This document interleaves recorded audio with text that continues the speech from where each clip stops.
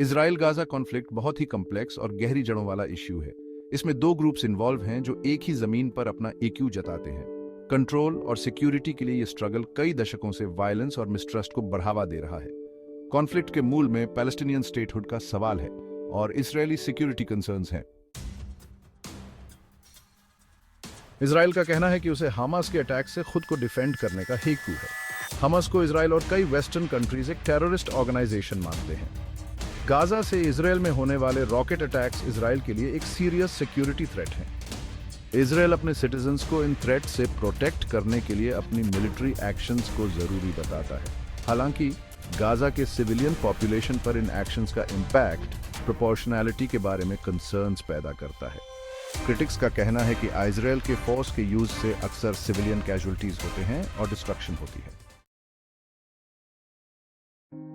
Gaza के लोग एक भयानक ह्यूमैनिटेरियन सिचुएशन का सामना कर रहे हैं। 2007 से लगी हुई इजरायली ब्लॉकेड गाजा के अंदर और बाहर गुड्स और पीपल के फ्लो को रिस्ट्रिक्ट करती है।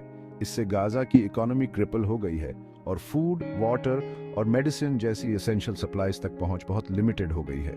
गाजा की पॉपुलेशन एसेंशियली एक ओपन एयर प्रिजन में ट्रैप्ड है। वे अक्सर इजरायल और हमास के बीच क्रॉस फायर में फंस जाते हैं। वायलेंस का कांस्टेंट थ्रेट और बेसिक नेसेसिटीज की कमी ने बहुतों के लिए एक डेस्परेट सिचुएशन पैदा कर दी है।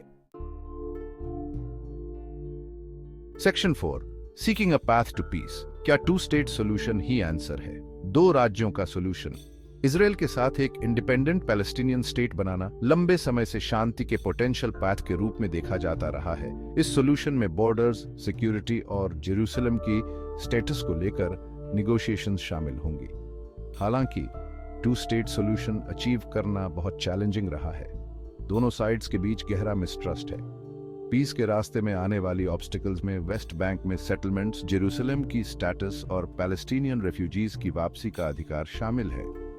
इंटरनेशनल कम्युनिटी का डायलॉग को फैसिलिटेट करने और स्थायी शांति समझौते के लिए कंडीशंस क्रिएट करने में एक रोल है।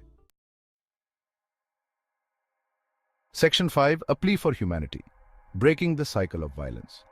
इजराइल गाजा कॉन्फ्लिक्ट में वायलेंस के साइकिल ने दोनों साइड्स को बहुत तकलीफ दी है।